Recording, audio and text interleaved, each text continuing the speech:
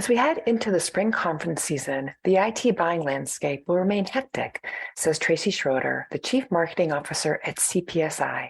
CPSI has been in business since 1979, building its reputation and customer base by serving the rural community with its award-winning EHR. During COVID, the company expanded its offering into revenue cycle management and patient engagement, connecting customers with patients across the healthcare continuum. I'm your host, Carol Flagg. Take a listen to hear Tracey's story and learn more about the amazing work she, her team, and company are doing. Well, Tracey, welcome to What's My Tagline. Great to have you on the show. Oh my gosh, thank you. It's great to be here. I appreciate you having me. Oh, yep. I'm looking forward to our conversation today. But of course, before we begin, as our listeners know, and giving you a heads up, my first question always of all my guests is, if you had to describe yourself as a tagline, what would it be? Oh, I know. What an intriguing question that really causes you to pause and think about it. So, oh, good. Kudos to you for coming up with such a wonderful way to approach your podcast. As I thought about this and the role that I have, I really think my tagline is around making meaningful connections or making connections count. And the more I thought about it, I think it probably extends into my personal life as well. But, as a head of marketing, it's our job to make connections and collaborate with both outside and inside partners, from the agencies that we work with and our industry stakeholders to our internal colleagues, that from sales to IT and HR and finance, and bringing all of that together in a way that creates value for our customers and for our employees and the other stakeholders I mentioned. So I really think it's all about making those connections. Yeah, making connections count. I really like short taglines, by the way. I do as well. I'm with you. Remember that, I'm probably dating myself. Remember, back in the day, there were books written about how you had to have your elevator pitch was like 7 words or less or something. Yep. It's just kind of impossible. Now, of course, we talk about, characters in a tweet and all that. So, but making connections count. I like that. So I gave in my intro our audience a little bit of heads up of what we're talking about today. But before we get into the heart of the conversation, let's learn a little bit about you. I'd love to know a little bit about your history, how you ended up in healthcare and health IT specifically, and your role at CPSI. Yeah, well, if you haven't been able to tell yet, Carol, or any of your listeners, by my accent, I was born and raised in Minnesota. No matter how hard I try to shake that Minnesotan accent, I just can't seem to do it. But live here with my husband and 2 kids. I graduated from Minnesota State University with a degree in marketing and international business. And looking back at my career, really, I grew up in the healthcare world. My mom was a nurse and part of administration. I spent a lot of time at the hospital with her and worked there all through school. And once I graduated, got an internship in their marketing department. I knew I never wanted to be directly in healthcare. That was not my thing. And it was just a great step into getting experience as marketing. I think a lot of graduates of marketing know that most difficult part is just getting your foot in the door and getting some experience to learn and prove yourself. It was a wonderful experience for me. I worked in a healthcare system in Minneapolis, and grateful for the broad experience and learnings that I had. But at that time, obviously a number of years ago, I thought, oh, this really isn't very exciting. It's healthcare and kind of boring. And so I started on a journey of just exploring different elements of marketing, the various channels and disciplines that included working for an agency for a while and public relations and government relations. Worked for 2 different companies that managed loyalty programs, which gave me some good visibility to B2C as well as B2B and telemarketing and data analytics, the importance of knowing the results that your efforts are bringing in, what's the ROI from a P&L perspective. Did a really small stint, thought maybe B2C is really where I wanted to be. Yet think about when you're growing up and you watch all those great TV shows about the ad account executive and they're pitching their campaigns to the big companies. And I thought, yeah, I think that's where I want to go. Sounds so fun. Looks so fun. Right. So really small stint with Best Buy, but you know what? I knew right away that was just not a fit for me. And what dawned on me as I matured a little bit is I love marketing, everything about it. And it can be a really exciting, fast-paced career. But what I learned is that I really needed a purpose behind it. And while I might not be saving lives as part of healthcare, being in that industry, I think I'm making a difference, and I'm making a difference, on the back end with the providers and the back office, and getting them the solutions that they need to deliver healthcare.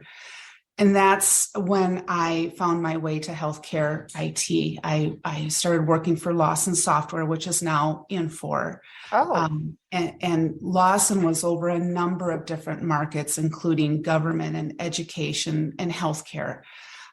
So as I was involved in marketing over all of those segments, I again was really leaning to healthcare again, and an opportunity came up for me that got me closer to where I am now, was with a small company at the time by the name of Dairyland Healthcare Solutions, which they were a small healthcare IT company, the electronic health record and financials and payroll and HR for the smallest of small hospitals across the US.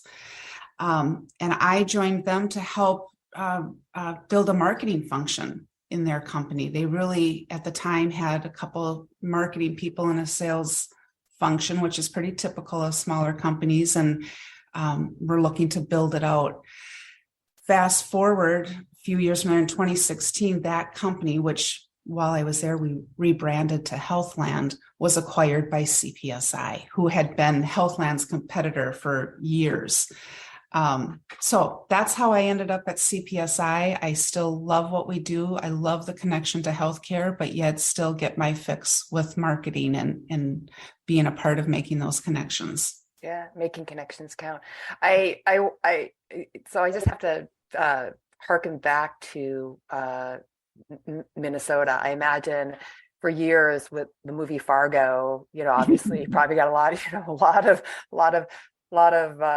you betchas and all the catchphrases from the movie, and then that probably died down, and then they made it into a TV series, and it probably started all over again.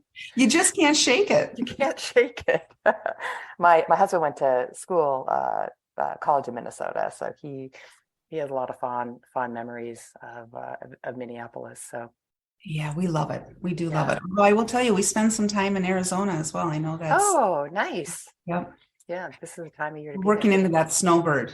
Approach. Yeah, a lot of them are, a lot of them this time of year. Super Bowl was here, of course, and a lot going on, spring training and baseball and whatnot. Mm-hmm. I think that it's interesting. I was reading some quotes of yours that you made probably towards the end of the year, talking about 2023. And your history in health IT obviously extends well before COVID. Mm-hmm. We were talking ahead of time, the meaningful use years and all the changes that have happened in the health IT environment in the last decade. And now, of course, we're moving into sort of this hyperactivity around interoperability driven by the Cures Act and TEFCA. So, health IT, there's has been a lot going on in the years that I've been in it, and you've been in it, and continues to evolve. One of the things that you said, though, in this quote that I was reading, I thought was really interesting, was that the IT buying landscape will remain hectic in 2023. And when there was more in the quotes that I was reading to that particular statement, but this idea of when I hear or read the landscape will remain hectic in 2023, to me that feels like COVID created this sort of hectic environment, and that I think what you're saying is that as we are in 2023 already, that it's going to continue to be tumultuous. Mm-hmm. At 100%. What our market is dealing with, they're still recovering from the impact that the pandemic had on them, on their facility and their staff and their community as a whole. Resources are their number one issue, right? Because burnout is very real for clinicians and the nurses and physicians. I mean, the way we see it, they truly are dealing with PTSD from COVID. And many have, decided to leave or quit or pursue different careers. And that leaves these healthcare organizations in a really difficult place. And outside of clinicians, even, similar to all the other industries dealing with staffing issues, there's the business office where staffing is not easily maintained to have the expertise and the number of resources needed to be sure that they're getting paid for the services that they're delivering. So that the challenge for us really is, as they're heads down and still recovering from COVID, how do we connect with them? Throughout COVID, we really leaned in pretty heavily to digital and online, and it worked for us throughout that time. But I'm really sensing just kind of this need and craving for the high touch personal interactions again. And so for us, it's a balance of how do you keep that integrated strategy going, where you're using a little bit of everything that can play off each other, but getting back to some of those personal connections again. And we see that in a couple of ways. One is supporting our sales team and helping them be able to be really effective when they're on site again and meeting with their customers, helping their customers feel confident about the decisions that they're leaning towards making, because there's a lot of distractions that they're dealing with. And wait a minute, what did we talk about? Do I really feel good about the decision we're making as I'm dealing with other stakeholders within my facility? Just giving them those tools to bring them along throughout that sales cycle is really important at this time, because there's just so much on their plate that they're dealing with every day. It does sort of feel like, everybody's foot was on the gas pedal, dealing with the COVID crisis. And you talked about what, obviously the burnout and what the clinicians in the front line have dealt with and continue to still deal with. I think there are other factors as well, right? I mean, 2023, there's some economic challenges. Obviously most hospitals really operate on thin margins, right? I mean, it's not like cash is flush for things like perhaps hiring or software purchases, equipment, all those kinds of things. It feels like the pressures on our healthcare systems haven't really alleviated too much, even though we have, I think, faced down the major challenges of COVID. Yes, I mean, they had thin margins before COVID, right? And this has just really magnified that issue. And that's one of the reasons that we're seeing such a real transformation in our own company, in that CPSI has been around for more than 40 years, and we've always been known as that EHR company for community hospitals. And really what's happened, started happening before COVID, but really started taking off throughout COVID, is our revenue cycle offering is what's leading right now for us, and represents more than half of our revenue.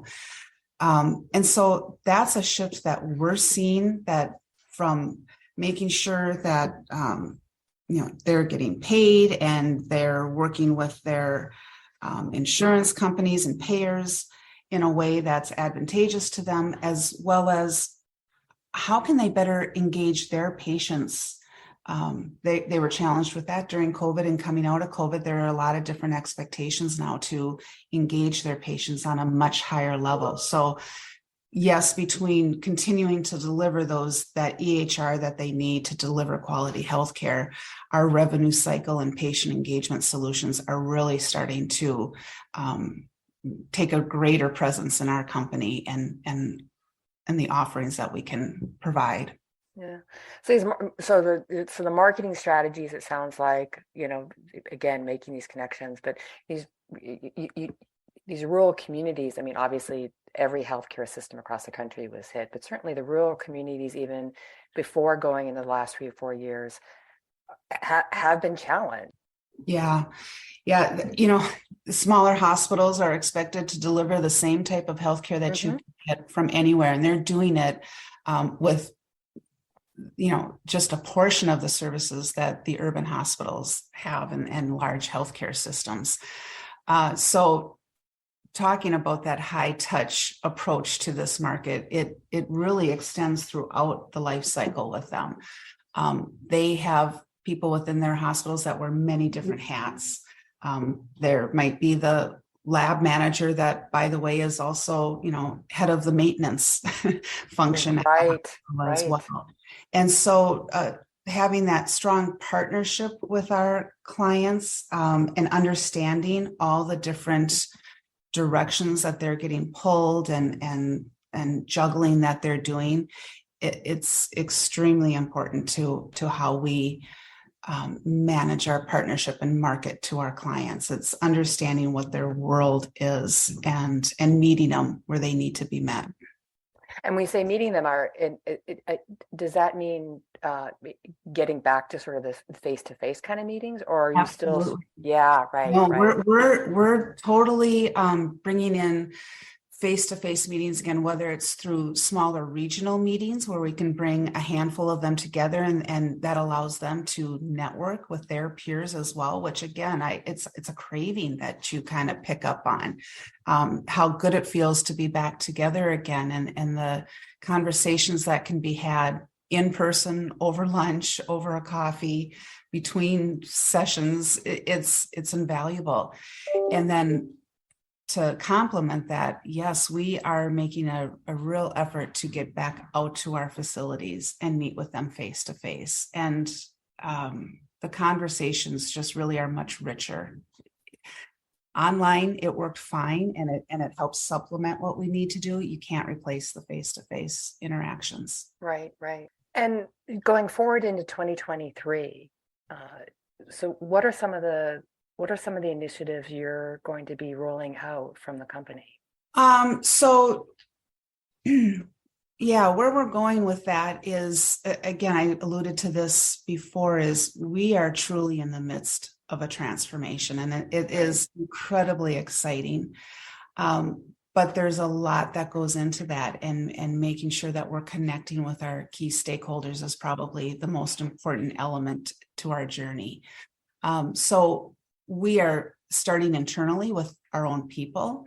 And we've spent a lot of time looking at focusing in on our vision and our purpose and our values, and making sure that that really represents who we are now and moving forward.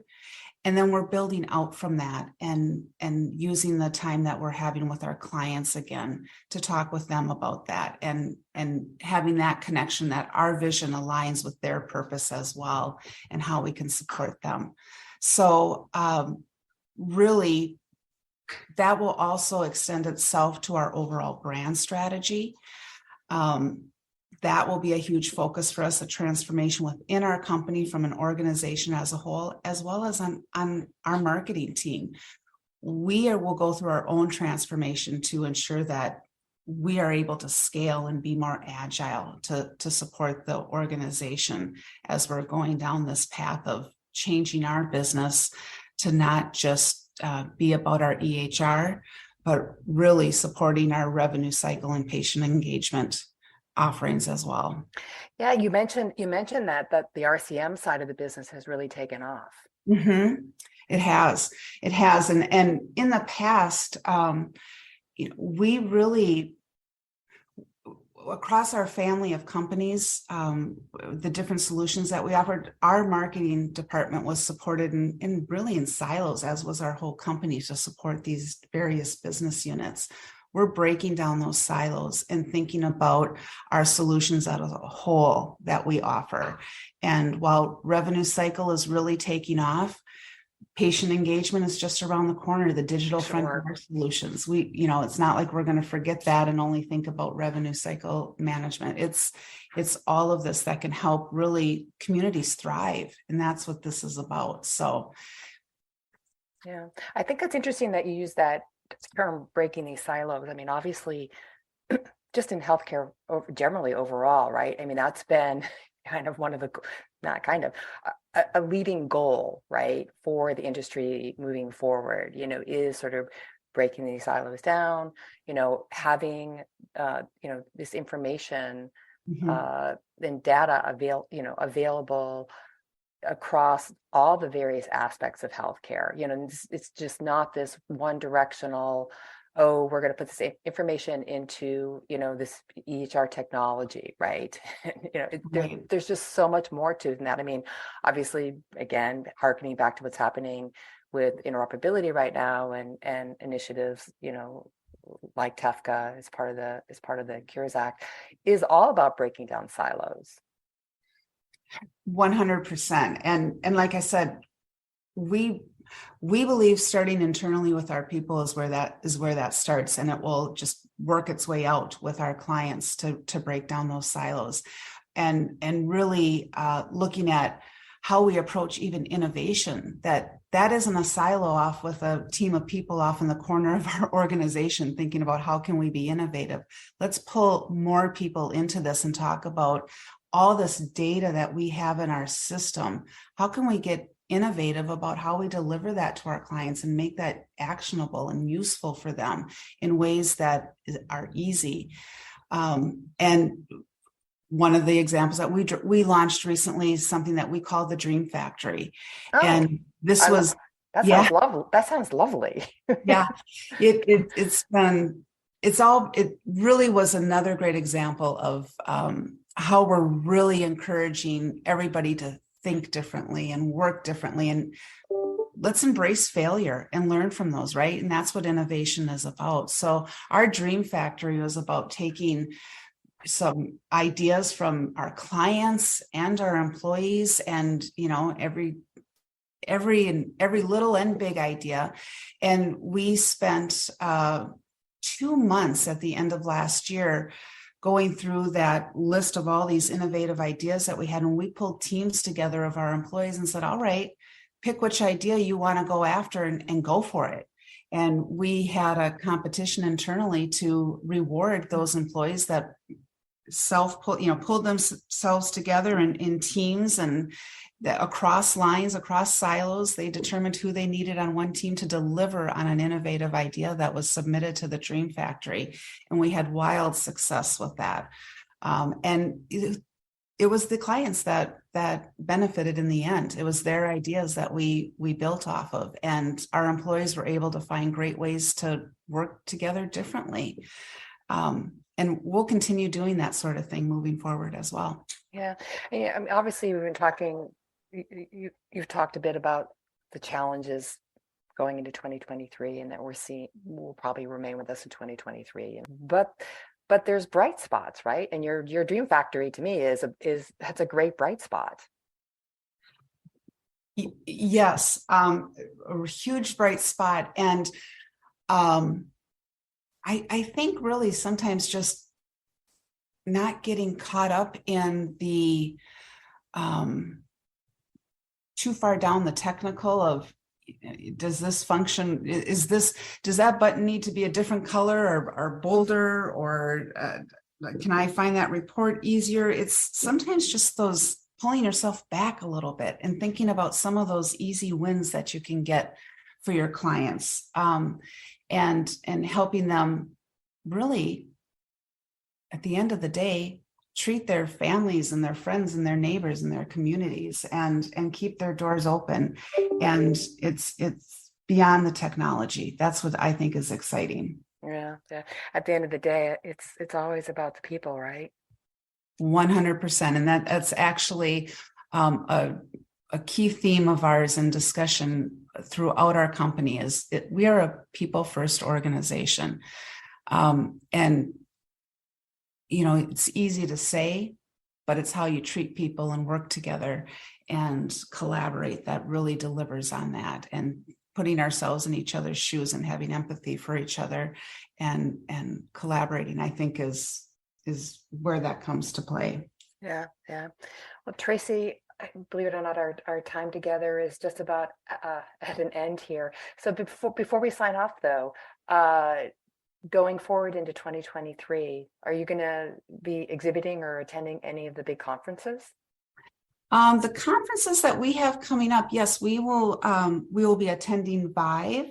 Great. Yeah, and we will also be at HIMSS. HFMA is another big one that's coming up for us, their annual conference. We actually are at most of the big shows and a lot of the little shows throughout the country because, again, back to our earlier discussion, it's all about connecting not only with our customers, but everyone else that we see at those conferences. It's a great opportunity for us. Yeah. Well, I'll be at VI, so I look forward to connecting with you there. Oh, I do as well. Yeah, great. Tracey, thank you so much for your time today. Thank you. You can learn more about Tracey Schroeder and CPSI by visiting cpsi.com and be sure to connect with them on LinkedIn and Twitter. Learn more about this show by visiting the program page on healthcarenowradio.com and follow me on Twitter at Carol Flagg or on LinkedIn. Until next time, I'm Carol Flagg, and I want to know, what's your tagline?